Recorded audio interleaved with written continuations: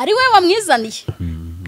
Hari igihe wicarana n'umuntu wamwitwaraho naba akakuvuma, kandi iyo uza kuza kugira ubwenge aho hantu utari kuhakura umuvumo. Ibi rero biri kumubaho mu myaka wafite, kuko mwifuriza kugera kure cyane harenza hari ubu ngubu, kuko ahangaha nta nahari rwose, ntaho mbona ari, ahubwo ni umuntu ushaka ejo, kandi ejo kugira ngo hagire bigomba ubundi buzima bwo kugira imyifatire myiza, umuco, ubuhamya, kandi ibyo byose ndatekereza asa nkaho yabitakaje.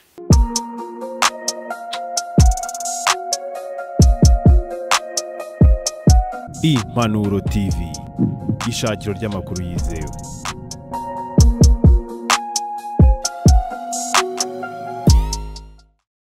Yasashimwe cyane kandi habwe icyubahiro kuri mwebwe mwese mudukunda kandi mukurikira ibiganiro byacu.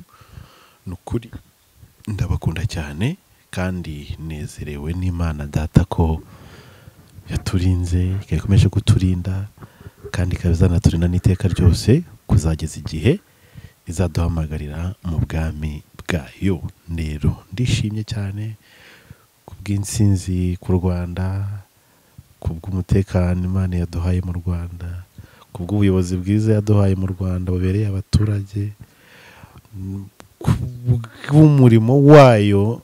Navuga ngo uyu munsi wa none dufite abawuhagazeho, nubwo ari benshi bari kutoba, benshi bari gufata ijambo, benshi bari kuwangiza, ariko aka kanya tunezerewe n'Imana Data kubw'ibikomeye yakoze. Ngarutse kuri uru ruhande rero yitwa Ikirezi. Kunya nibaza iryo zina umubyeyi wari kwise muri iyo myaka yashize, ushobora kuba ufite ababyeyi b'abasirimu rwose. Ibyo ari byo byose Ikirezi. Muri icyo gihe bari ba Nyiranzamure Kimanumere. Ejo niba twagiye gutora, nsanga nyine kwa kuntu wita akazina, izina rifite inyuguti nyine utahuriraho n'abantu benshi. Urumva nk'Ikirezi wasanga nk'umurongo uriho gutyo ugasanga hatonze abantu nka 20, ariko wajyaga kuri M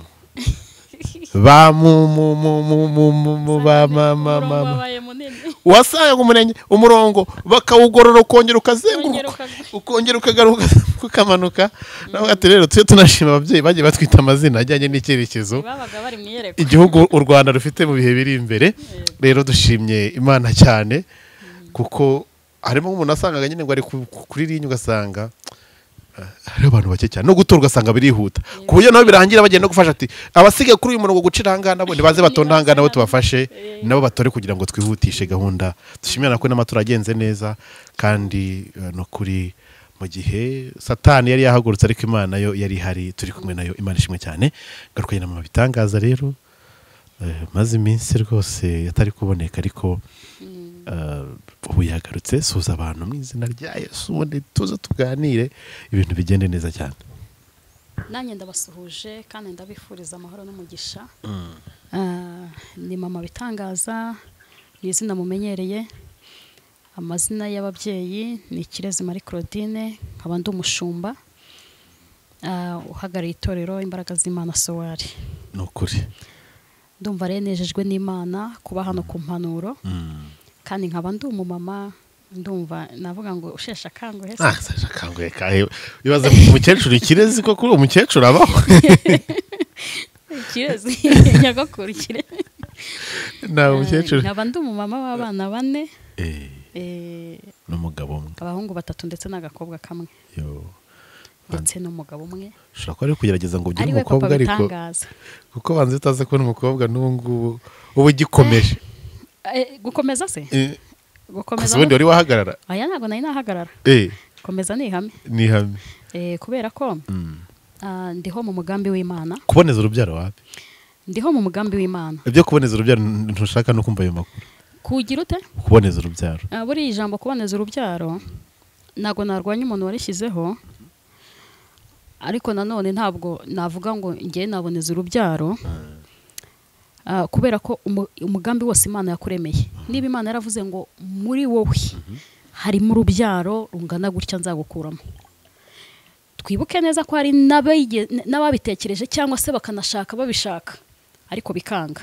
yarimo n'abaruboneza abantu barubyariramo ngo naboneje inshuro zingahe ndaboneza biranga ndahindura nkura ku binini banshyira ku gapira banshyira ku rushinge nabwo ndasama atuye wa 9 namubyariye mu gapira atuye wa 10 namubyariye ku binini uyu namubyariye ku rushinge yego mbigenze nte akenshi rero abantu benshi bagira toroma y'ubuzima ndetse rimwe na rimwe bajya kujya muri ibyo byo kuboneza urubyaro wakumva ko ari gukoresha imbaraga zo kugira ngo ni ukuvuga ngo imbaraga z'ubwenge bw'isi ngiye maze kubyara 2 kandi nibo nshoboye kurera cyangwa se maze kubyara 1 nibo nshoboye kurera ariko abandi baza hejuru yabo ntago mbashoboye yego sibyo aho ngaho deja umuntu wakuremye akaguha abana akaba guhaye kugira ngo barere deja wamaze no kumuhindura ubusa kuko ubwenge wamaze kubuvangamo ubundi bwenge noneho hakabundi ni ukuvuga ngo intego zabazanye mu muhanda mwese ziratandukanye simvuze ko hatari abaruboneza ariko numva ngewe abantu Imana ishaka ko izankuramo numva batarashyika reka tubanze dushima Imana ko twongeye guhura turi bazima tunashimira Imana ko duhaye akanya keza ko kongera kuvuga ku murimo wayo no kuvuga ku gukomera kwayo maze ubundi ibindi mu kanya Imana igumugisha murakoze cyane reka dusenge amen Imana yo mwijuru duhere umugisha muri iki kiganiro Mana turagushimye kandi turakonezerewe tunejejwe n'Imana ishoboye byose ku buzima bwacu tunejejwe ko ari weho waduherekeje ukatugeza aha ngaha nyemera buri muntu wese ahabwa umugisha ku bwawe iki kiganiro ntikiba amagambo gusa ahubwo gihindura ubuzima bw'abantu imbaraga zawe umwuka wera wawe amanukire muri iki kiganiro reka Uwiteka umanuke ukore ku mitima ibabaye ukore ku mitima yashavuye nyemerera umanuke Uwiteka usanga abantu basa nkaho ari bonyine basa nkaho badafite n'uwo bahanga amaso ahubwo babera umurengezi muri byose nyemerera imbaraga zawe zitembere hejuru y'umuntu wese ugiye kwicara kumva kino kiganiro kandi Uwiteka uba ari weho umuhama impano yo muri uku kwezi impano yo muri uyu mwaka impano yo kuri uyu munsi iyo mpano izamubere n'akabando ku buryo n'abamukomotseho bose iyo mpano bazayibonaho urakoze Uwiteka turagushimye kandi turakunezerewe mu izina rya Yesu amen amen Imana ishimwe cyane yego kandi himbazwe na n'ubu niteka ryose haridorukana ryarira haciyemo iminsi haciyemo iminsi shobora kugana na papa w'ibitangaza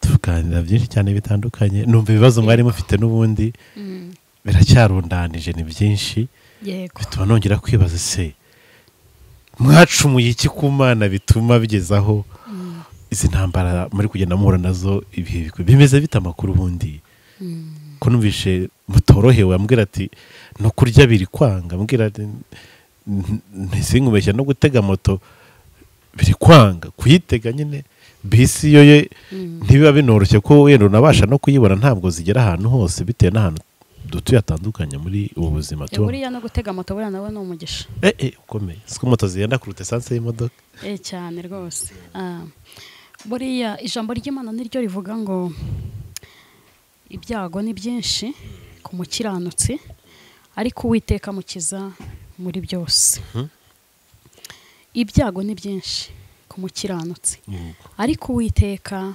amukiza muri byose iryo jambo ryabayeho mbere y'uko mbaho kandi abari bari muri icyo gihe bariciyemo niyo mpamvu Imana yarihumetse kugira ngo rize rihumurize imitima y'abantu bazaba bababaye ku buryo n'abazaza hanyuma yanjye iri jambo rizabakomeza kandi rizabakomeza ribahindurira ubuzima ndetse n'izi saha nkiri kurivuga hari amavuta ndivuganye hari umuntu wari uri mu bibazo ariko akavuga ngo kubera ko ndi umukiranutsi Uwiteka aje kunyeza muri byose haleluya suko ibyago bitabaho ku mukiranutsi ari abantu bajya bibeshya bakavuga ngo abantu ngo basenga ngo abantu bakorera Imana ngo ni abantu baba mu ijuru ngo ni abantu bahura n'ibyiza ahubwo ngo intambara zitabayeho nabwo ni waba uri mu nzira, ikigeragezo kitabayeho nabwo ni waba uri mu nzira,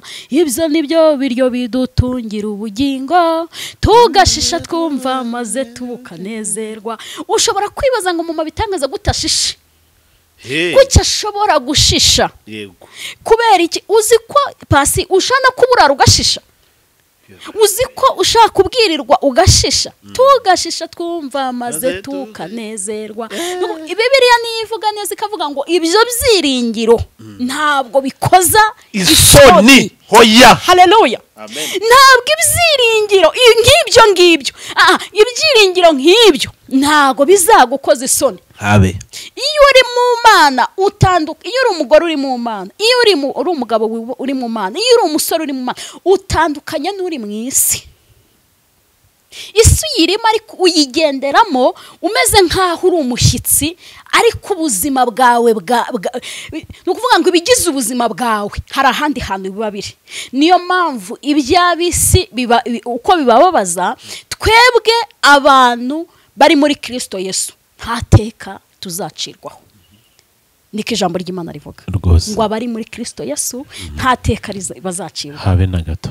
Suko umva ngo tuzapfusha nk'abandi, tuzarwaza nk'abandi, tuzasonza nk'abandi, ibyago bizatugeraho nk'abandi, ariko suko bizahora. Haleluya. Ariko kuzuza kukana suko bizahora kuba mwiringiye n'abamutegereje. Haleluya.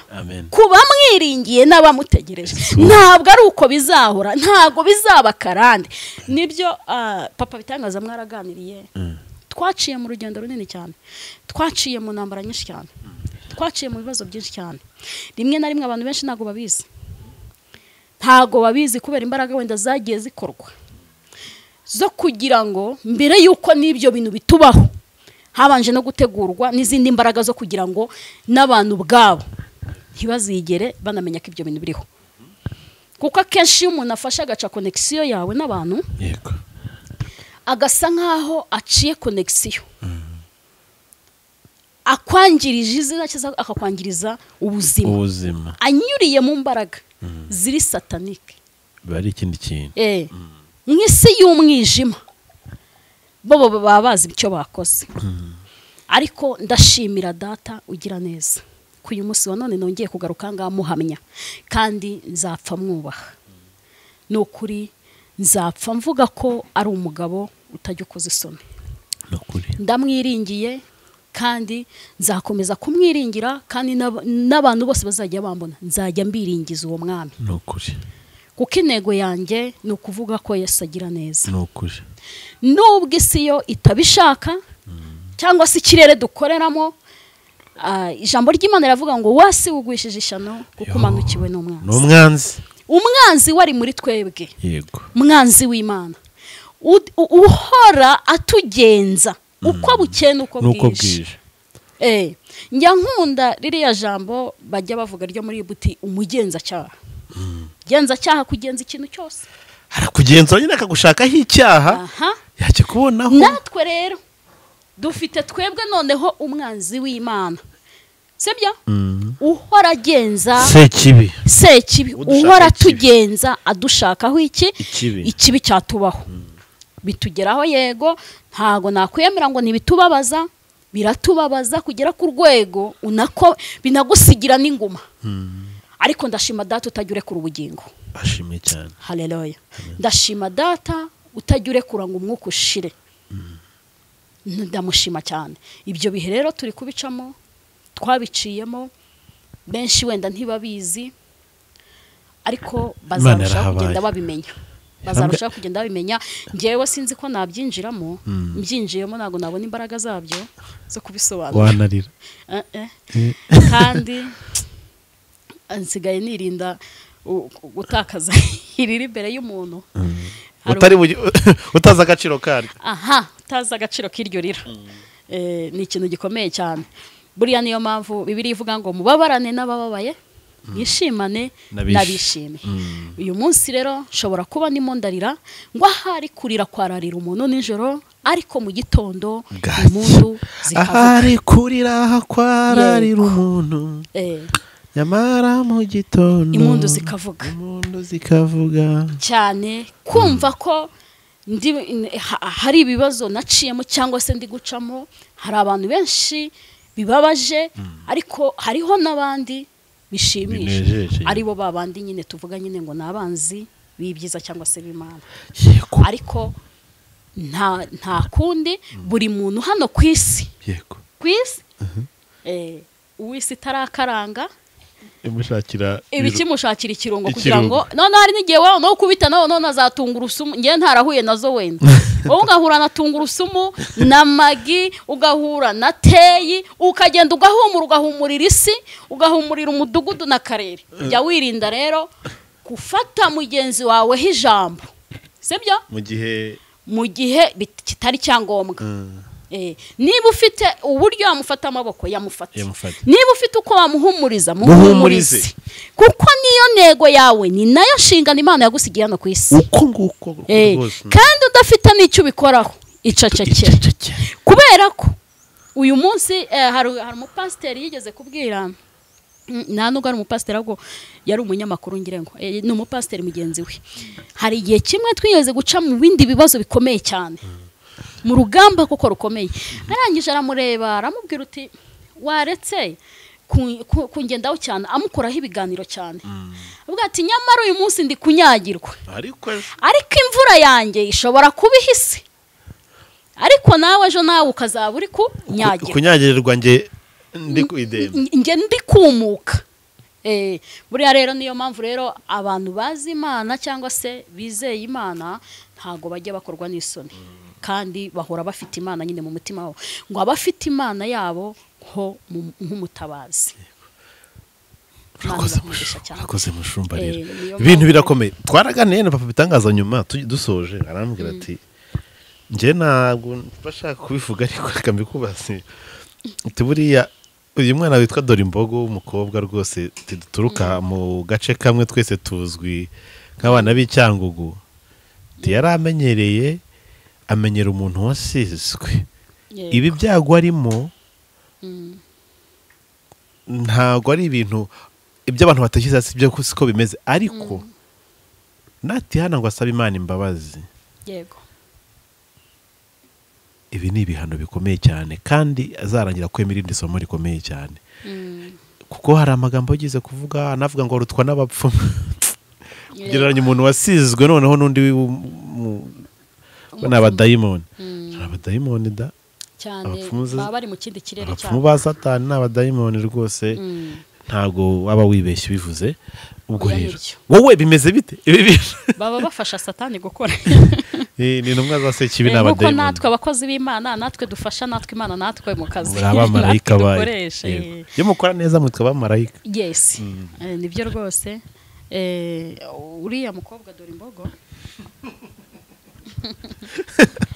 ararwaye, Imana imubabarire mukize, oya nimukize rwose kandi mwiyereke. Sinzi ukuntu bimbajije ariko numva saga z'abantu urambabarira, ubwo ngiye gusubiza pasi kuko arambajije, ariko arambwira ati yaragize gutya arangiriranya n'umupfumu, ariko kubera ibihe mazemo iminsi byansunikiye cyane mu bihe by'amasengesho. Buriya rero nshuti zanjye, niba wumva umuntu avuga abantu, ukabona ahera mu gitondo avuga abantu, ukabona aragarutse avuze abantu, ujye ushyiraho point d'interrogation, uvuga ngo no mu mbaraga z'umwuka wera uriya muntu ari kugenda azima, uriya muntu ari kugenda asa nkaho arangira mu mwuka, ahubwo yibera umunyamubiri. Ariko iyo uri gusenga uri mu bihe byiza, akenshi n'abantu ntago wabavuga, uretse ko guhaguruka nkaza wenda nkavuga wenda iki niki urimo urakora si gihwanye n'ijambo ry'Imana, ntuyobye abantu, kuko n'ijambo ry'Imana riravuga ngo nimuyobe, Imana yacu ntinegurizwa izuba, kuko icyo umuntu abiba ari cyo azasarura. Nanjye rero nshobora guhaguruka nkaza ahangaha nkavuga ntimuyobe. Wakabaye kuba uri umuyobozi w'abantu, ntiwakabaye umuyoboro w'abantu, ntago wakabaye kuba uyobya abantu, ahubwo wakabaye kuba uyobora abantu. Ibyo bitandukanye n'amagambo. Ariko Dorimbogo ni umukobwa ubyirutse neza, ni umukobwa ufite ejo cyangwa se uzahagira cyangwa wari no kuzahagira. ariko kuza hano nabonye ngo ubukwe bwe bwarapfuye sikoze narumiwe kuza hano kuri social media akenshi iyo uhaje uri umukobwa ugomba kugira navuga ngo esprit ya karume ugomba guca bugufi kandi ukagira kubaha ikindi kandi ukagira indangagaciro y'ubukobwa rwose y'ubwangavu cyangwa se ya mutima w'urugo nukuri yego kuko yaba igihugu n'abanyagihugu bakwitezemo ikintu kinini cyane uzaba mama w'abantu uzaba mama w'abana kandi igihe cyose ibingibi tuvuga hano ibyo dukora ahangaha ntago bisibanganiye ni social media ejo bizagaruka ku mwuzukuru n'umwuzukuruza warumbajije ute ese bigeze gukora ikiganiro yego bigeze kugikora icyo gihe sinzi kuri ca nimwe niba ari kwa Gasaro tumva ari kwa Gasaro bigeze kugikora amubwira uti wowe se urambaza iki wowe uramupfumu arakuruta yes ashaka kuba yarabivuze kuko yari yinjiye kuri uwo mupfumu akagenda akicara akamugaburira akarya yego cyangwa se akagira atya akamuha no ku mafaranga utigenda ubeho ariko buriya amafaranga cyangwa se ibiryo n'amavuta ntago bigereranywa biragatsindwa pasi uracyari mutoya yego reka mvuge gutyo kuko ibyo nyuzemo aho nciye imyaka maze nubatse urugo imyaka 18 yego naguha umurage nkavuga ngo mbese nkuraze kuzubaha abantu b'Imana yego nkuraze kutazajya uvogera amavuta rwose kuko ni ikintu gikomeye kiranira benshi cyane kuko hari aho muri Bibiliya yavuga ngo nubwo amugezeho ariko yanga kugira icyo amukoraho kuko yasizwe amavuta yego kandi cyari mu gihe cyo kugira ute cyo kumwica cyo kumukoza icyo ashaka ariko ntiyavogera amavuta umuntu wasizwe amavuta ariko twebwe ahangaha ku isi umuntu avuga ibyo ashaka we wankoraho iki uburenganzira bwo kuvuga nta wavuma Imana itavumye freedom to speech reka nkubwire pasi urabizi ko umukozi w'Imana akuvuma director rwose urabizi ko kuva kera abo twumva ngo Gahini nabere yakuvumira ukura ariko aha nawe ubwawe tufeko ryawe n'umuntu akwituniraho nta nicyo ngo nyimyituro ngo ubwo nakuvuma ntago bya ngibyo byakunda ntibyakunda sibyo ntago byakunda ariko hari uburyo witwara imbere y'umuntu wasizwe akakubwira ngo uravumwe kandi umuvumo ukakugendaho ukakukururukaho ukakugeraho none se wemera ko Gahini nabere wemera ko hari umutambyi wazanye umuvumo hagati y'abariya babiri urabyemera wemera ko umuntu bita Ananiya na Safira wemera ko uwari ubahagarariye ari we wazanye umuvumo abantu iyo badasoma Bibiliya akenshi bakunda kuyisomerwa bitiranya iby'Imana nk'umwenda waratabutse ngo reka nkubwire n'umuyobozi uyobora hano muri iki gihugu perezida yahaye ububasha ntiwamusuzugura umusuzuguye ugomba guhanirwa ko usuzuguye perezida amuhaye ububasha exactly noneho umukozi w'Imana we kugira ngo ukundurame kugira ngo ugire ubuzima bwiza irinda abantu Imana yasize amavuta kuko n'ijambo ry'Imana riravuga ngo aho yagwiriye ni imbere ya shebuja niwe ufite uburenganzira bwo kugira ute bwo kumuhagurutsa ubwo nshatse kuvuga rya jambo rivuze ngo wa muntu wasizwe ukaba umuzi uhaye amavuta yamwubahire naho wabona agize ate aguye kuko aho ngaho yagwiriye imbere ya shebuja niwe umufiteho ubushobozi n'ububasha nimvugira ijambo hari abantu bari bwibeshya akavuga ngo none se ngo hari abashumba hari abanyamavuta hari n'abantu bene sekiho binjiye mu murimo baraza biyitirira amazina nge ndi pasiteri nge ndi profete nge ndi umuhanuzi n'Imana itarigeze yego inamuhamagara uwo nguwo we niyo umukozi n'ubundi ntibigire ni nk'umuntu waje akigira hano umuyobozi agiye agahura n'ibibazo hariya aho yagiye kwigira umuyobozi ntawe ntagira igikurikirana ariko umuntu ufite nari ngarutse kuri iryo jambo rya Dorimbogo na nabi uretse no kuba ari nabi imyaka ni umuntu wavuga akamutega amatwi rwose kamubwira uti mukobwa ca bugufi vuga gake genda gutya irinda abasore wirinde fiançailles zimeze gutya wirinde kwizera abantu ejeje bundi abangaba wizera nibo baguhemukira rwose kubera ko ibyo amubwiye abifitiye experience yaciye muri byinshi n'imyaka afite umuntu uba ufite imyaka hafi muri za 100 hari igihe agucaho uri muri izunguza akakubwira uti wa mwana w'umukobwa wacishije make wakwiyoroheje kwejo bundi ukuri kwizunguza bizaba bitagishoboka ibyifi yigira mu mazi igeze mu mavuta si byikomeza hari izindi njyana ziririmbwa yego igera aho ngaho ikahita yumika bigiti kandi mu mazi yari iri kugira ute yari iri kunyuranamo rwose noneho hakiyongeraho ko ari umutambyi uwo muntu noneho ijambo ari kukubwira ntago ari kubwiye nkawe yego ahubwo ari kubwiranye ubutambyi rwose ni ukuvuga ngo uwo muntu iyo utamwumviye wumvira ijeri nyamwanga kumva yanze no kubona nyamwanga kubona nazababarirwa uretse rero ibintu tugenda duhura nabyo harimo imivumo y'ibyo twakoze y'ibyo twagiye dukora kandi abantu ugenda uhura nabo hari igihe uhura n'abanyamugisha ari n'igihe uhura n'abanyamuvumo hari igihe ukurura umuntu ku buzima bwawe wamwitwaraho nabi akakuvuma yego ari we wamwizaniye hari igihe wicarana n'umuntu wamwitwaraho nabi akakuvuma kandi iyo uza kuza kugira ubwenge aho hantu utari kuhakura umuvumo ibi rero biri kumubaho mu myaka wafite kuko mwifuriza kujya kure cyane harenze ahari ubu ngubu kuko ahangaha nta n'ahari rwose ntaho mbona ari ahubwo ni umuntu ushaka ejo kandi ejo kugira ngo hagire bigomba ubundi buzima bwo kugira imyifatire myiza yego umuco ubuhamya yego kandi ibyo byose ndatekereza asa nkaho yabitakaje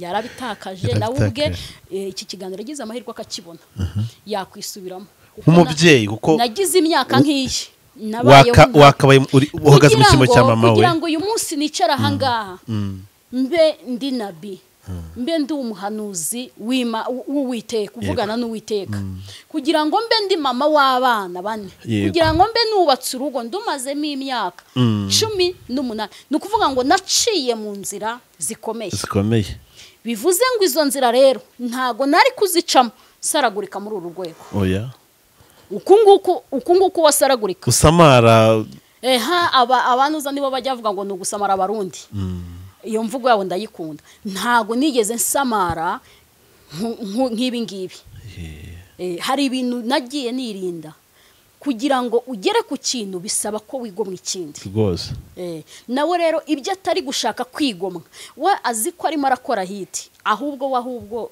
navuga ngo ari gutwika ariko niwe uri muri itwika rwose ibyo ari gucamo uyu munsi rero nasubira inyuma araza gusanga hari ibyabimukururiye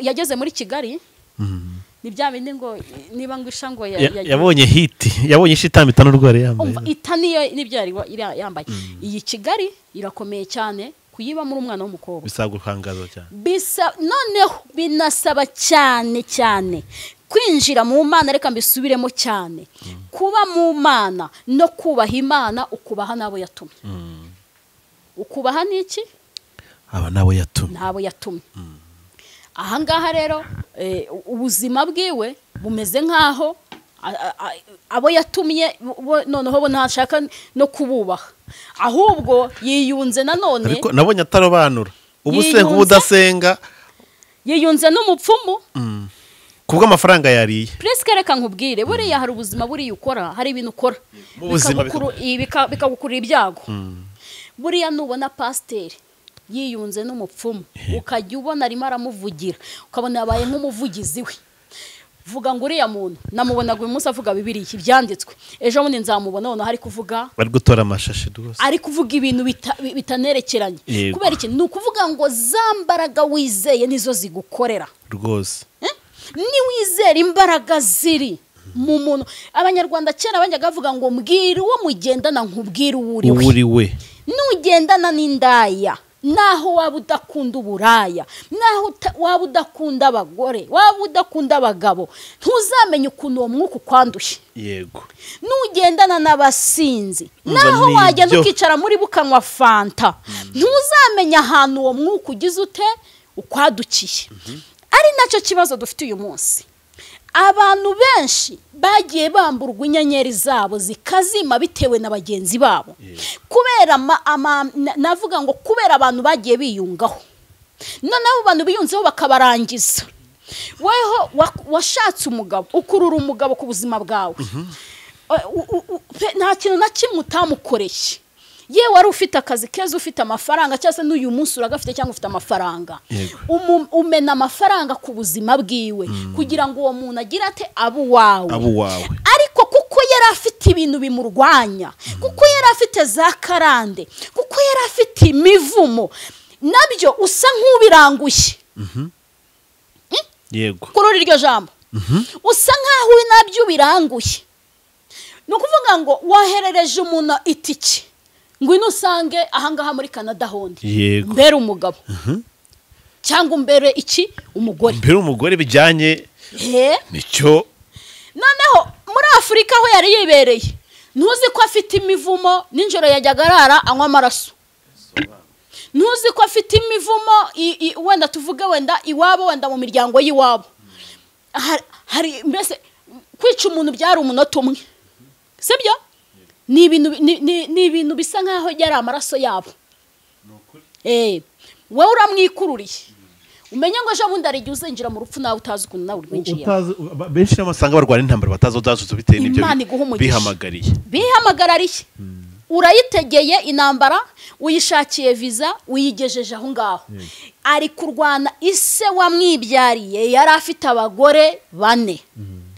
Avuka mu muryango urimo abana 36. Ngo nawe uramuzanye ku buzima bwawe. Kandi wowe uri umukristo usanzwe, ndetse wa wundi utanakomeye, sibyo? Ku buryo rimwe na rimwe niyo udamotse ukaza wiyizira mu byaha. Mbese ntukomeye pe. Kuko ubaye ukomeye hari intambara urwanisha imbaraga z'amasengesho, ukavuga ngo iyi nzayitsinda. Ariko uri wa muntu wigira gusenga ku cyumweru, wakwikubitanira na wa mushumba nawe ukubwira ngo byose Yesu yarabirangije, nuko ukavuga uti nta kibazo. Ntuzi gusenga.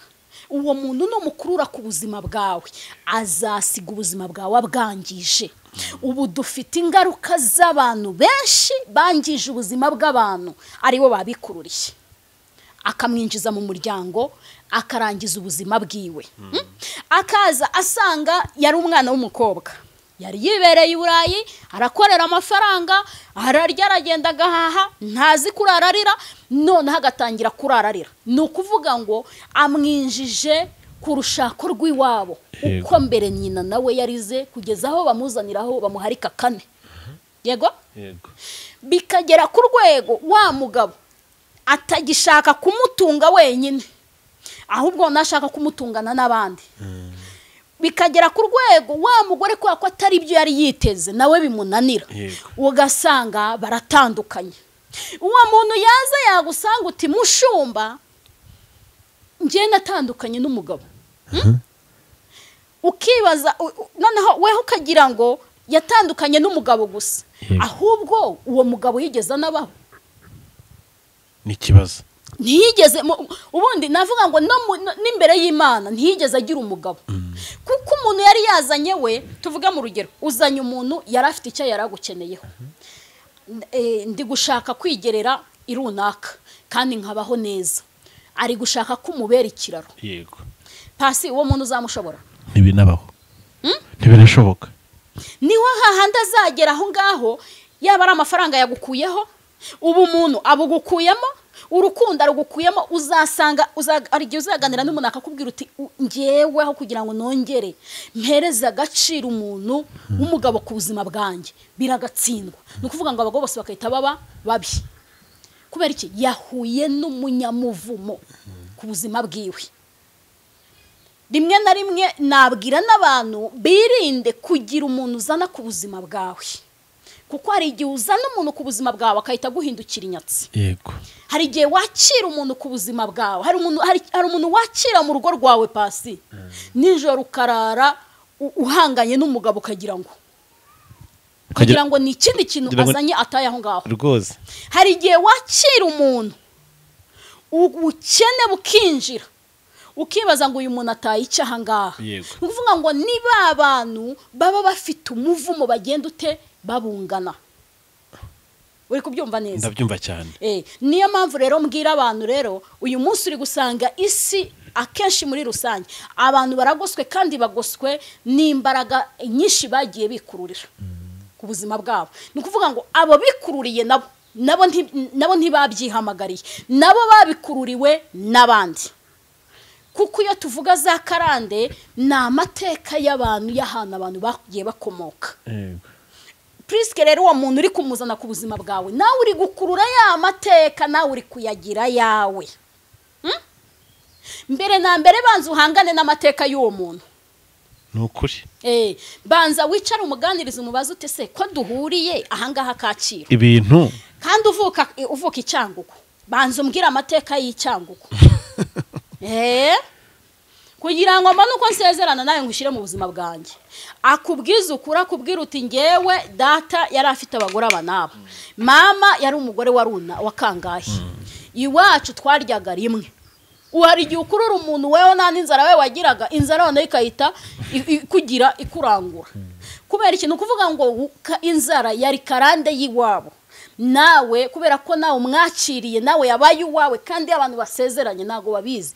Burya muba musezeranye ibintu byose, na ya mico ye murayisezeranye, na bwa bupfu bwe murabusezeranye, na bwa bwiza bwe murabusezeranye, n'ububi bwe bwose n'ibyamubayeho. Ni musezerana kubana muri byose, mu bintu mu byiza muzabisangira. Yego. Uyu munsi rero umuntu neza amatwi wagiye ahura n'ibyo bintu, hari igihe uvuga ngo uyu muntu ni ngiye kuko ibi bintu wabyikururiye, iyi nyatsi tereka mangana iyo ninge wayizaniye. Iyi nyatsi ninge wayizaniye, nugenda kwicara hariya ukarira ujye uvuga ngo iyi nyatsi ninge wayikururiye. Umuntu umukuruye ufite umwana umwe rwose, sibyo? Araje kubyaje abandi babiri, aratambutse. Urongeye ukuruye ubundi nawe araje kubyaje abandi babiri, aratambutse. Ubwo bahise baba bangahe? Batanu. Ukuri kurwana n'umutima w'ukuntu bariya bamaze kuguhemukira uko ari batatu, ni nako ugiye guhangana n'abagabo bangahe n'abana batanu badahuje basi. Icyo gikomere uzagikira. Never. Ntibinashoboka. Niyo mpamvu iyo mbwira abantu ndababwira ngo irinde inyatsi. Reka noneho hari nihishurirwa Imana yarayimbwiye nijoro, irambwira ngo nimbwira abantu bigeze gusenga Imana bakayubaha, uyu munsi bakaba baracitse intege. Nimbabwire ko hari amavuta bakoreye mataraya atari amavuta y'Imana. Hindukire. Yego. Ngo nimbwira abantu ko hari abantu bahuye nabo, abo bantu barangiza bakabateza ibyago kubera ko abo bantu babitiranyaga ko basizwe kandi batarigeze banahura n'Imana. Nukuri. Nimbwira abantu ko inyatsi bahuye nazo ni abantu bagiye baha amafaranga kandi bakibwira ko bayahaye abakozi b'Imana, nyamara abo bantu yamara kuyahabwa akahita ajya mu bagore, akajya mu bana b'abakobwa, akarara mu buraya. Nimbwira abo bantu inyatsi bafite. Nimbwira abantu ko gusubira inyuma ko abantu bafite muri iyi minsi ni amavuta biyunzeho, atari amavuta y'Imana, ahubwo ari amavuta y'ikuzimu. Umuntu akagusengera akaguhesha umugisha, wowe ukaba uzi ko ari umugisha ari kuguhesha, kumba ari gutwara umugisha wawe. Umuntu akagusengera ukagira ngo ari kugusengera, kumba ari gutwara ubutunzi bwawe, kunyaga. Ukagira ngo umuntu ari kuguhesha umugisha, kumba ari kukunyaga ibizakubesha ejo hazaza. abantu benshi babaye nk'abasaza, abantu benshi byarabacanze, barazezengeye, abo hano mu gihugu, abo hanze, abo i Burayi, bahagurutse ahangaha bazi ko bagiye hehe, bagiye kubaho neza, bahaguruka bazi ko agiye gushakisha bigakunda, ariko inyatsi ntibazi aho zavuye. Umuntu arashakisha amafaranga ntamenye ahaciye. Umuntu afite abana yarazi ko abyaye abana b'umunezero, none yirirwa arizwa nabo.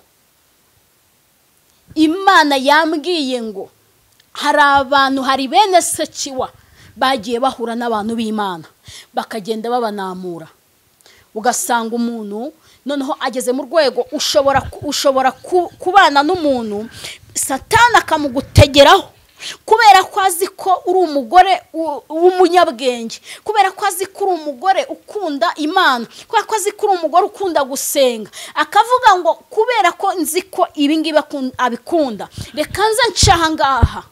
Yari yizeye urushako, reka nduhindura ubusa, ndahita mufata amateka. Uyu munsi dufite abantu bari gukora uburaya, wamuganiriza akakubwira ngo sinabihisemo, ntago nabihisemo, ariko umugabo yari amemukiye kugera ku rwego uyu munsi wa none ndaye ntasambanye ntago nabona ibitotsi. Niyo mbonye umuntu ambesha urukundo akambwira ngo ndagukunda, byonyine birahagije. Ni ukuvuga ngo Satani yari afite intego n'inshingano uwo muntu yo kumwigarurira, ariko aca mu mugabo wari umwishakiye. Umuntu akakubwira uti ngiye sinari nakuzaba umusinzi kuko n'inzoga sinazikundaga, ariko naragiye mpura na kasha y'umugore hariya, ngira ngo ndashatse, kumbe imperekeje abandi. Uyu munsi wa none ndaye ntanyweye inzoga ngo nsinda kugera ku rwego no guhaguruka mu ntebe nicayemo nsinzira nkabona ibitotsi, ntago byakunda. Nukuvuga ngo Satani yinjiriye ahantu intege nkeya ziwe ziri, utumugore yarandangije. Kandi ndagira ngo mbwire umuntu wari we wese, nta muntu wakurangiza, ahubwo nawe uri kugira uruhare mu kwirangiza, uri kwifatira umwanzuro nawe kwirangiza. Uyu munsi wa none hari abantu benshi cyane bavuye mu bintu by'Imana kubera ko bahuye n'abatambyi babandi batarab'Imana, ahubwo bahora batambira Satani. Yamara guhura nawe akamunamuraho ibintu by'Imana bitewe n'ibyo amubwiye, bitewe n'ibyo amukoreye, yazajya ahura n'umukozi w'Imana wese utivuga uvuye aho ngaho, tabona ati bene wanyu twarahuye narababonye. Narababonye. Ni ukuvuga ngo intego ya Satani yari iyo, kuko yabonaga ko uwo muntu abonera umugisha ku bakozi b'Imana. Niyo yumvisha ijambo ry'Imana rikomeza kumwubaka, atega icyo gisitaza mu nzira kugira ngo uwo muntu asitare. Ariko ijambo ry'Imana riravuga ngo hago uzana igisitaza kuko ari uzabona ishyano. Hago uzana igisitaza, wazanye igisitaza mu buzima bwawe. Uyu munsi wa none ukaba no kubona umwanya wo kujya mu nzu y'Imana ukaba utakiwubona, no kwicara ngo ujya musinzira ukaba utagisinzira, no kuba watunga amafaranga kuri konte bikaba byaranze. Hago uzana igisitaza kuko ni uzabona ishyano. Hari abantu babyuka bajya guhiga, abandi bakabyuka bajya kurogesha abandi. Buriya nibaza umuntu nakubwira ngo ngwino nkurangire umuntu kuvura, nukuvuga ngo hari ahantu warogewe, hari naho ugiye kuvurirwa. Buriya bari abantu babiri, buriya ni umuntu umwe. Hari uwakuroze, hari n'ugiye kukurogora. Bari abantu ni umuntu umwe.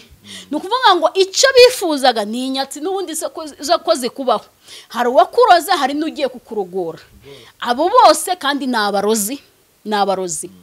Kandi bose icyo bashakaga, wa wundi ngo ari gufasha waje kurogesha, n'uje kurogoza nawe ari gufasha uje kwirogoza, kandi bose ni abarozi. Uyu munsi wa none rero nahawe ubutumwa, tubwinjiremo kugira ngo tutatindira abantu, kandi Imana iguha umugisha cyane. Imana ibaha umugisha. Reka dusome muri Mariko some muri Mariko ibice 9 Mariko ibice 9 umurongo wa 22 Mariko ibice 9 umurongo 22 kadusome mu izina rya Yesu. Kenshi cyane yego kenshi cyane amuta mu muriro cyangwa mu mazi ngo amwice, ariko niba ubishobora tugirira imbabazi udutabare. Yesu aramubwira ati uvuze ngo niba mbishobora, byose bishobokera uwizeye. 24 uwo mwanya se uwo mwana avuga cyane ati ndizeye nkiza kutizera. Yesu abonye iryo teraniro ry'abantu rimushikiye biruka acyaha dayimoni ati yewe dayimoni utavuga kandi utumva ndagutegetse muvemo ntukamugarukemo ukundi. Amen. irindi jambo Yesaya ibice 48 Yesaya ibice 48 umurongo wa 11 verse 11 ku bwanjye nzabyikorera nta cyatuma izina ryanjye ritukwa kandi icyubahiro cyanjye sinzagiha undi. Haleluya. Amen. Naho ngaho. Amen. Iri jambo tubanje gusoma mu kanya riri muri Mariko gitweretse umuhungu nuko wenda tutagiye cyane mu ijambo ryose, ariko umuntu ugize amahirwe yo guhura n'iri jambo aze kuza kurisoma yari umwana w'umuhungu warwaraga igicuri. Yego. Ariko ngo se w'uwo muhungu ahura na Yesu, noneho arangije amubwira uburwayi bw'uwo mwana, ariko arangije ashyiraho ijambo rivuga ngo niba ubishobora wamukiza. Uyu munsi wa none hari umuntu ndi kuvugana nawe uri gushidikanya avuga ngo none se koko haracyariho abakozi b'Imana, hari umuntu wakwaturaho amagambo y'umugisha, hari abantu bamvumye, hari abantu bamvuze amagambo agiye atandukanye, hari abantu bamvuzeho amabi ngo nzaruha, none koko umuruho koko nahuye nawo. Reka nkubwire mujye mwirinda no kugenda uhura n'abantu benshi ku buzima bwawe, kuko ari igihe uhura n'umuntu akakuvuma koko kandi umuvumo ukawubungana, ugasanga uwo muvumo ugeze ukugejeje no mu rupfu. Ese koko hari undi muntu wanyaturaho andi magambo koko y'umugisha? Ko maze igihe kinini ibyo nabwiwe nibyo biri kumbaho, ariko ugashidikanya ukavuga ngo mbese birashoboka. Yesu arangije ngo aramubaza ngo uvuze ngo iki? Uravuze ngo niba mbishobora. Uwo musaza ahita yisanga mu cyaha cyo kutizera, arangije ahita avuga uti mbabarira nyiza kutizera. Mbere na mbere yuko ukiza umuhungu wanjye, nanjye nyiza kutizera. Yesu arashaka kugukiza, Yesu arashaka kukugirira neza. Yesu hari ibiganza bimanutse bije kugukoraho, hari ibiganza bije kugukura mu kangaratete, ariko kwizera guke kwawe niko kuri gutuma ushidikanya, niko kwagukuye ku Mana, niko kwatumye wanga abakozi b'Imana, niko kwatumye wanga ijambo ry'Imana. Mbese nawe waraje usa nkaho uba mu bantu barwanyije Imana. Iyo wumvisha ahantu bavuga iby'Imana ubirwanya vuba, wabaye umwanzi w'Imana. Kubera iki? Kubera ibihe uhagazemo cyangwa se ibihe umazemo igihe kirekire. Ariko ngo ahita yihana vuba vuba, mbabarira nyiza kutizera. Numara kwizera urahindura isi yawe, numara kwizera urahindura ibizago byari bikugose, numara kwizera urahindura ibigeragezo, numara kwizera hari ikindi kirere urahagararamo, numara kwizera uraza kuza guhindura ibizago bihinduka umugisha. Numara kwizera Yesu ukamwizera ukavuga ngo nizeye ko uyu munsi bitangiye, biremwe nonaha si ibizakera, ntago nigeze nanabyumva. Iri jambo nakiriye rivuye mu ntumwa y'Imana, bivuye mu muhanuzi w'Imana, none mzakiranye yombi, noneho uyu munsi wa none ndizeye. Haleluya, haleluya. Ngo amaze kwizera nyiza kutizera, Yesu arahindukira ngo areba abantu bamugose, arangije ajya kuri wa wundi wari urwaye igicuri aramukiza.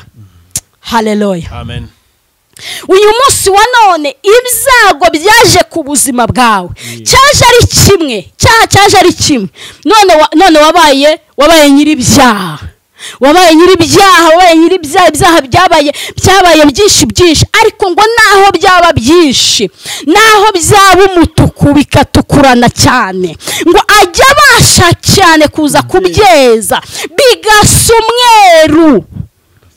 Haleluya. Bigasa nka sheregi, bigasa umweru nk'ubwoya bw'inkubwire. Naho wari ugeze aho agarukira aho ngaho gusa, izere Yesu, mwizere. Ubuzima butarimo kwizera Yesu bwagukoze isoni, urushako rutarimo kwizera Yesu rwagukoze isoni, ubuzima burimo kujya mu bapfumu bizagukoza isoni.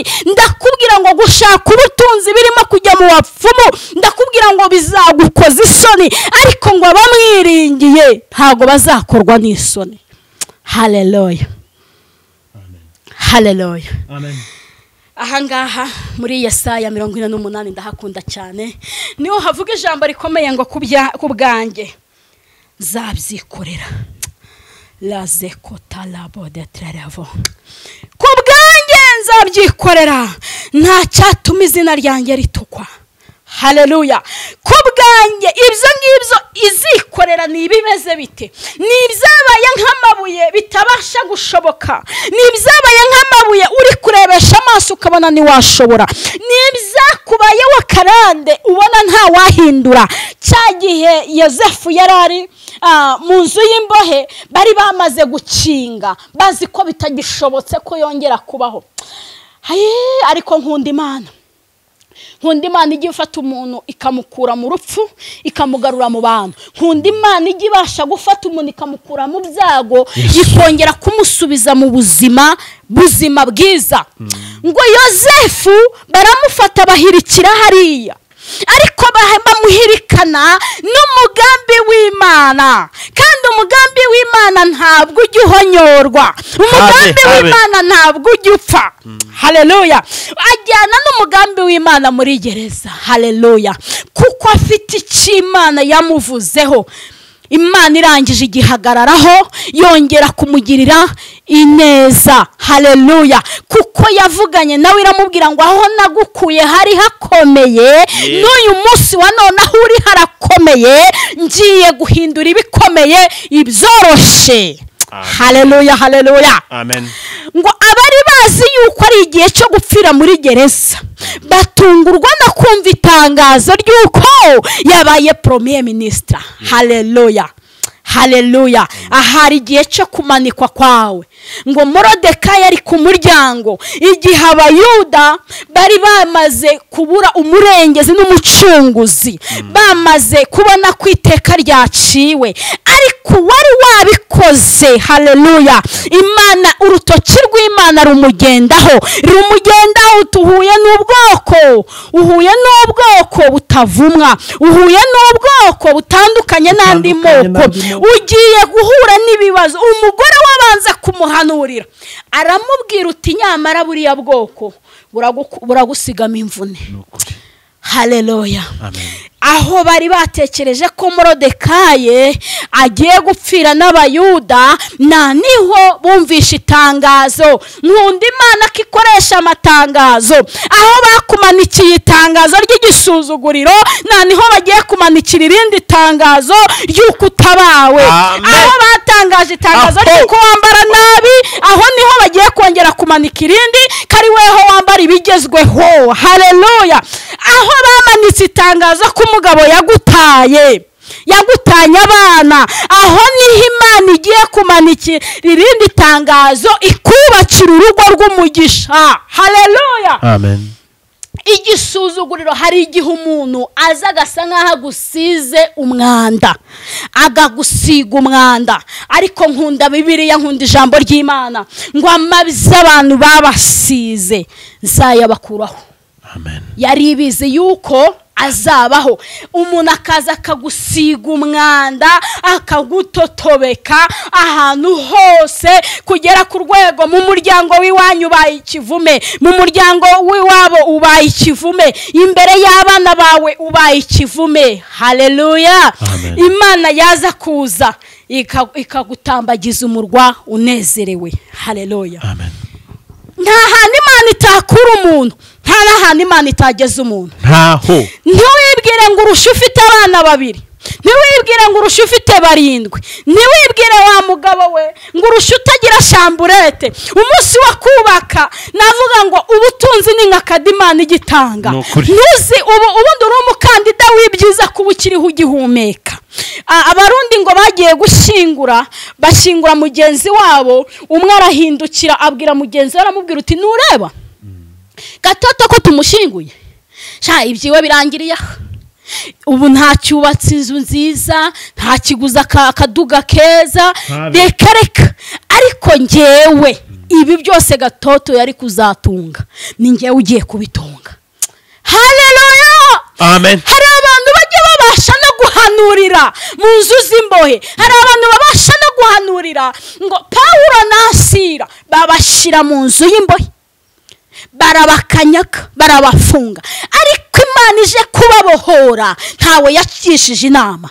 Ndagira ngo nkubwire ngo Imana ivuganye nawe muri iri jambo rivuga ngo kubwanjye nta wundi muntu nzakoresha, nzabyikorera. Bashyizeho iherezo, baciteka ngo uriya mugore niyubaka, baciteka ngo uriya mugabo niyubaka, ntashoboye urugo. Ariko none reka nkubwire, mu masengesho tugiye gusenga, Imana igiye kukubakira icyizere, Imana igiye kukubakira ubuzima. Ushobora kumbaza Pasi, ushaka kumbaza ngo none se umuntu wari uzi ko byarangiye afite imyaka 28 cyangwa 30 cyangwa imyaka iyo ari yo yose ntago bindeba, ubu koko yakongera akagira icyizere ko yabona urugo?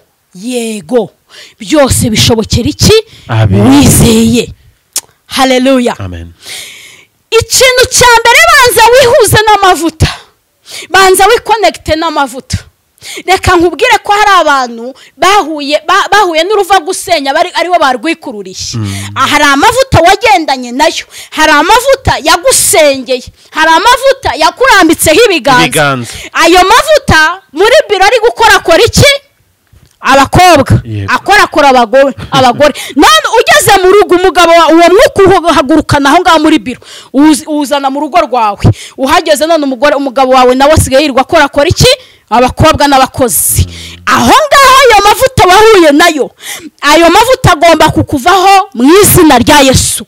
None urugo rwawe rwaranasenyutse cyangwa se ruri mu marembera, intonganya zageze mu rugo. Hari amavuta yakubonetse, hari amavuta yakurambitseho ibiganza mu rugo cyangwa se mu nzu, bahora bashwana, bahora barwana.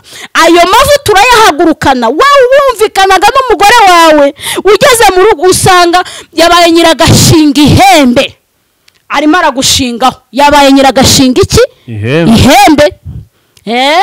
Noneho ugasanga ntukivuga ngo akumve. Ayo mavuta tugiye kuyirukana ku buzima bwawe, ahubwo Imana igushireho andi mavuta mashya. Haleluya. Yirukana ya mivumo yagize ute wikururiye ku buzima bwawe. Yego. Amen. Hari amavuta wikururiye ku buzima bwawe y'umushumba wagusezeranyije kandi nawe yaratandukanye. Uri gukurura ko kano, ni ukuvuga ngo nta mbaraga afite zo kugira uti zo kubakira abandi, kuko nawe ntiyubatse nuko uwo mwuka uramuzereraho.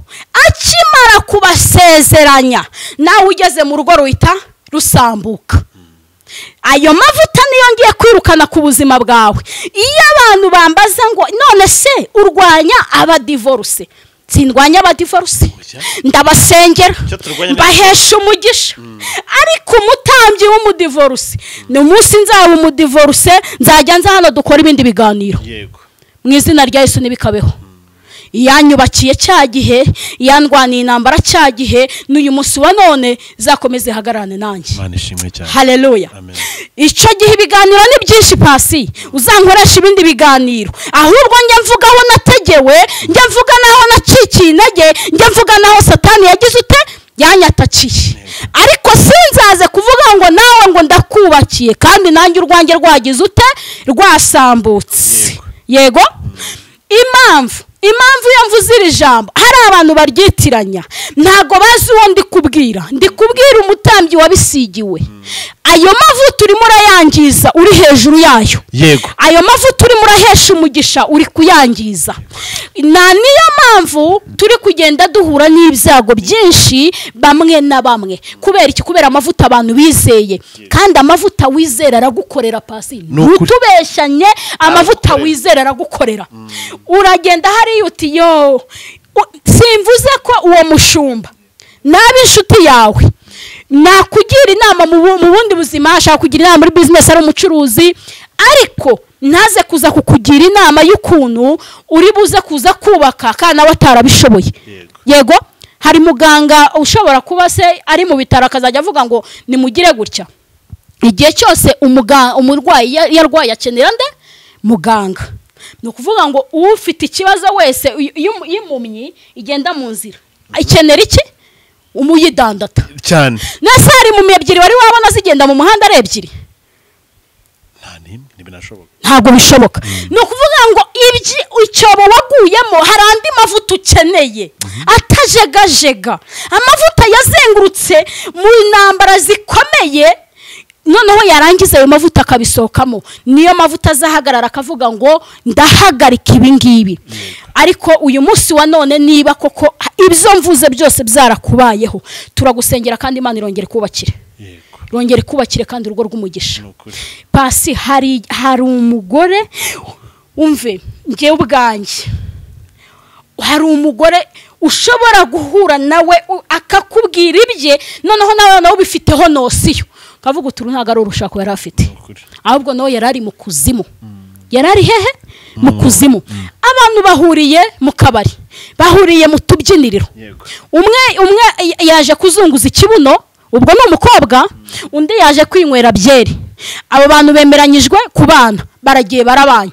Abo bantu baratandukanye. Abo bantu n'Imana ari abahuje Pasi. Hoya.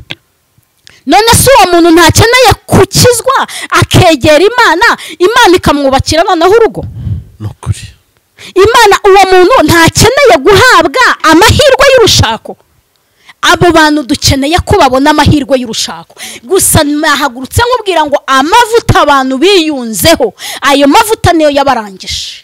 Ayo mavuta abantu bikonekse nayo, ayo mavuta niyo yabahemuye, niyo yabakubise hasi. Uyu munsi wa none kubwanjye nzabyikorera, iby'Imana igiye kubyikorera ku buzima bwawe. Izo nyatsi zirakuvaho.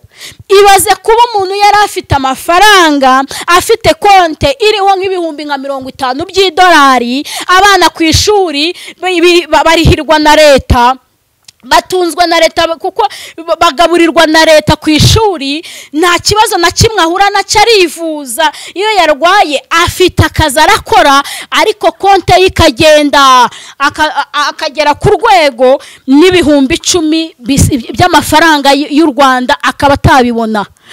Nutwakoreye adukorera mu nyatsi, adukorera mu nyatsi. Noneho reka mbabwire aba bantu benshi cyane uyu munsi wa none hari abantu nabo bafite amafaranga, ariko kwira bari gucamo atari inzira zirimo ubumana. Ya mafaranga yabo na yakazamo iki? Inyatsi. No kuvuga ngo amafaranga yawe mu Migani ibice 3 umurongo wa 9, mu Migani Pasi hadusomere ibice 3 umurongo wa 9, bataza kugira ngo hari ahantu ndimo ndabikura handi. Reka dufungure mfunguye ikigande. Yego. Imigani ibice 3 umurongo wa 9.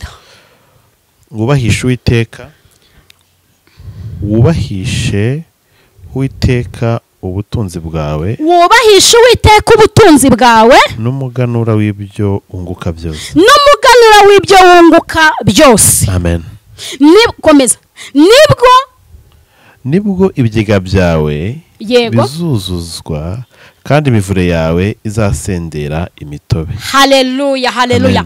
Uyu munsi wa none umuntu uduteze amatwi utari kubahisha Uwiteka ubutunzi bwe, umenya ngo uri guterera inyoni, umenya ngo ubwenge hari umunsi umwe ubwenge bwawe buzayoba, ugire ngo washatse amafaranga nurangiza uzukwe hano wizamukanire umugore numugeza niba ari muri Kenya muri cyangwa se muri Afrika y'Epfo aze yakubaze $50 bifite wamukoreye ubukwe washyize hari atente ya $3,000,000 wamukoye $3,000,000 bitewe n'idolari ryawe wibitseho.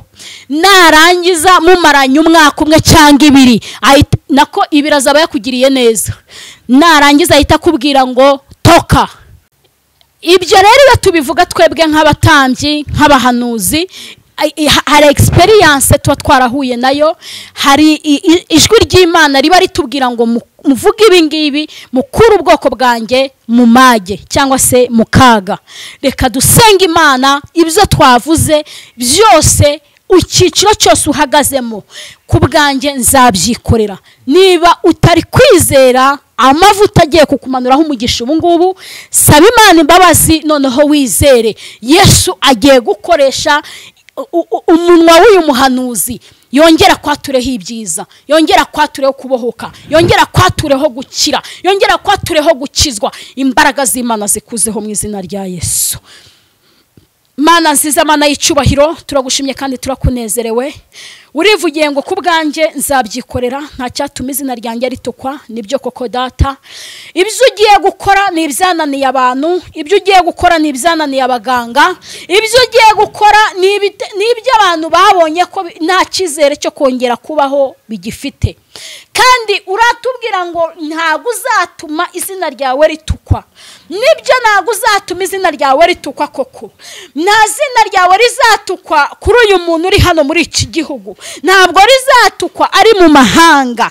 Izina ryawe rigiye gusigasirirwa mu biganza by'uyu muntu avuga gukomera kwawe. Ngwino umuzahure, ngwino umukureho igisebo, ngwino umukureho intambara, ngwino wongere umwubakire ibyasenyutse, ngwino umuhandi mahirwe, ngwino ukomeze iyi mitima ikomeretse, ngwino uhinduke muganga wabo, bongere bakwizere bundi bushya, kuko ni weho wenyine wo kwizerwa no kwiringirwa. Kandi ibyo utegetse ko bibaho ni ukuri bijya bibasha kubaho. Manuye amagaze mu mbaraga z'umwuka n'ubushobozi bwawe. Ndabahanuriye ngo bahaguruke mu tugare bamazemo igihe kirekire, ndabahanuriye ngo bahaguruke mu nyatsi bamazemo imyaka myinshi, ndabahanuriye ngo bahaguruke mu gisuzuguriro cy'urushako bamazemo imyaka myinshi. Raze kotalabo de trereva, reka imbaraga zawe n'ububasha n'ubushobozi bwawe reka bisandare ku buzima bwabo Mwami, uba ari wowe bahindurira amateka, kuko nta wakwiringiye uzakorwa n'isoni. Kandi abaguhanze amaso bose, jambo ryawe riravuga ngo mpagaze ku rugi ndakomanga, umuntu niyumva ijwi ryanjye. Haleluya. Hari abantu bumvisha ijwi ryawe muri uyu mwanya. Uwiteka, injira mu mitima yabo, injira mu miryango yabo, injira mu ngo zabo, ukora imirimo yawe y'ubutwari n'ubushobozi. Amen. Haleluya. Imana ibaho umugisha. Imana umugisha. Abantu bashaka kuvugana na Pastor Ikirezi, ngire ngo tubwire nimero yawe Pastor. Hari abantu bashaka ko mwakwagura uyu murimo w'Imana, bashaka gusenga, abashaka bujyanama n'ibindi byose Imana ishobora kugukoresha. Yego. Nibyo ishobora kubakoresha mu bisangire mu izina rya Yesu. Imana ishimwe cyane. Amen. Kandi baho umugisha. Amen. Ndavuga ngo mba ndahanganye nyine n'ubundi mpagarariye Imana. Kuko iyo tubihagazemo neza, yego, Imana ibidufiteho umusaruro munini cyane. Munini cyane. Hari umuntu uvuga uti nzaza umbatize mushumba. Yego. Nzaza ushingire mushumba. Nzaza usengera abana banjye mushumba. Urcyo. Nshaka kuza muri Afrika ejo wundi nzaza ubasengere ubahesha umugisha. Nshaka mfite umurwayi hano i Bugande, haguruka uze umuhesha umugisha. Mfite uri hano i Butare, haguruka uze umuhesha umugisha. Hari umuntu uri kwa muganga ukeneye ibiganza by'umutambyi. Hari abo tugeraho bakatura n'Imana bakitahira, ariko akaba ahawe umugisha wo kugira n'ahantu yaturira. buriya Imana iba yashimye ko tugera aha ngaha kubw'abantu benshi cyane. Imana ibaha umugisha cyane. Rero niyo mpamvu nimero zacu ziba zitagomba kuba ubwiru, ahubwo ziba ziri online. Nimero WhatsApp nkoresha cyangwa se unashaka no kumamagara, iyo wakoresha ni 07 8 8 46 17 67 07 8 8 46 17 67. Ubwo turenze hano mu Rwanda hajyaho kode ni plus dagateranyo 250 7 8 8 46 17 67. Imana y'amahoro nibamera umugisha kandi ikomeze bagirire neza. Amen.